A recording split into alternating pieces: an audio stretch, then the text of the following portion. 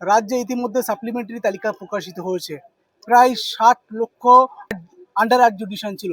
সেই 60 লক্ষ আন্ডার অ্যাডজুডিশনের মধ্যে প্রায় 32 লক্ষ আন্ডার অ্যাডজুডিশন যাদের কিন্তু ইতিমধ্যে বৈধ ভোটার বলে নিষ্পত্তি করেছে জুডিশিয়াল অফিসাররা। একই রকম ভাবে কিন্তু প্রায় 27,16,000 যাদের নাম তাদের তালিকা থেকে বাদ গেছে। ইতিমধ্যে যেই একটা বড় অংশের বা বড় অংশের মানুষের নাম কিন্তু বাদ পড়ে যাওয়ার ফলেই কিন্তু ইতিমধ্যে তৈরি হয়েছে রাজনৈতিক তরজা এবং চাপা উত্তেজনা। এটা তো খুবই দুর্ভাগ্যের, এবং এটা আমরা আমরা আমরা সত্যি ভোট করছি, কিন্তু একদল প্রকৃত ভোটার ভোট দিতে পারবে না, এ ভোট যেন পূর্ণতা পাচ্ছে না। বড় কষ্ট হচ্ছে সেই সব মানুষদের, এবং সেই সব মানুষরা যেন পূর্ণ অধিকার ফিরে পায়।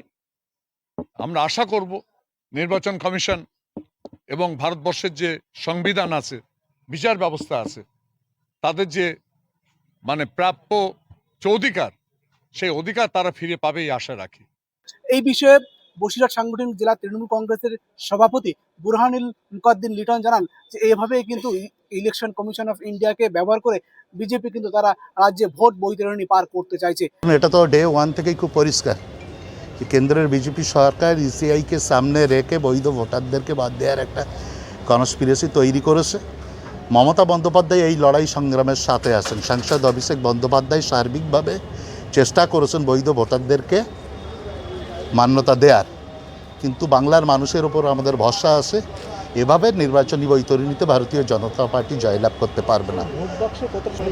নিশ্চিত অর্থেই মানুষের গণতান্ত্রিক অধিকার খর্ব হচ্ছে, কিন্তু বাংলার মানুষ এটাও জানেন সুস্থ গণতান্ত্রিক ব্যবস্থাকে ফিরিয়ে দেওয়ার জন্য প্ল্যাটফর্ম তৃণমূল কংগ্রেস। রাজ্যে ভোটার তালিকার মধ্য থেকে বহু একটা বড় অংশের নাম বাদ পড়ার ফলেই কিন্তু পরিস্থিতিতে কি ভোট প্রভাব বা নির্বাচনী প্রভাব ভোটের বাক্সে বা ব্যালট বক্সে কতটা পড়ে তা নিয়ে কিন্তু শুরু হয়েছে তরজা। না, বিষয়টা হলো এটা সাধারণ মানুষকে হ্যারেস করা হয়েছে, সাধারণ মানুষের সঙ্গে প্রতারণা করা হয়েছে। কারণ হলো এত অল্প সময়ের মধ্যে কিভাবে এটা নিষ্পত্তি করা হয়। আমরা দেখলাম যে যেসব জুডিশিয়ালের মাধ্যমে বিভিন্ন বিধানসভা বা বিভিন্ন ব্লক স্তরে হিয়ারিংগুলো হলো, স্ক্রুটিনিগুলো হলো, এক এক দিন 200-250 করে হিয়ারিং কিভাবে হয়। যাক, এটা নিয়ে আমাদের সন্দেহ আছে। আমাদের দলের বিধায়ক নওশাদ সিদ্দিকী সাহেব তিনি সুপ্রিম কোর্টে গিয়েছেন। আর এটা সাধারণ বিশেষ করে সংখ্যালঘু সম্প্রদায়কে ভয় দেখানোর জন্য চক্রান্ত করা হচ্ছে। এতে এই 27 লক্ষের মধ্যে আপনি দেখুন প্রায় 90%, 80 থেকে 90% সংখ্যালঘু সম্প্রদায়ের নামকে বাদ দেওয়া হয়েছে। এটা পূর্ণাঙ্গভাবে আমরা চক্রান্ত বলে মনে করছি। বসিরহাট থেকে জুলফিকার মোল্লা রিপোর্ট, লোকাল 18 বাংলা।